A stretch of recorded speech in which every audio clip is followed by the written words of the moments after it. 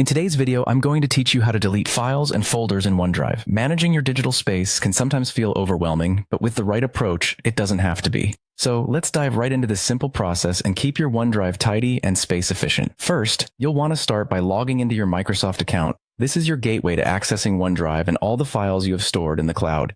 If you're not already familiar, you can do this by visiting the Microsoft website and entering your credentials. It's important to ensure your login details are correct to avoid any unnecessary hurdles. Once you're logged in, look for the Apps Launcher. You may hear this referred to as the waffle icon because of its shape. It's a grid of small squares located at the top left corner. Clicking on this will display a range of available Microsoft applications. Among them, you'll find OneDrive. Click on it to open your OneDrive dashboard where all your files and folders are stored. Now that you're in OneDrive, direct your attention to the My Files section. This is where you'll see everything you've uploaded or synced to your account. It's essentially your main directory on OneDrive. Familiarizing yourself with this section is key, as it allows you to navigate through your stored content efficiently. Next, identify the file or folder you wish to delete. Click on it to select. You should see a small check mark appear, indicating it's ready for the next action.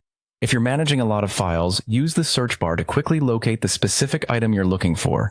With your file or folder selected, look for the three dots icon, also known as the ellipsis. Clicking on this icon will reveal a drop-down menu with various options. From here, select the Delete option to proceed with removing the file or folder. This step is crucial as it moves the selected content into the recycle bin. After clicking Delete, you'll likely be prompted to confirm your decision. This step is a built-in safety feature designed to prevent accidental deletions. It's always a good practice to double-check your selection at this point, making sure you've chosen the correct files or folders for deletion. Once you're certain, confirm the deletion. And there you have it. A newly tidied OneDrive space.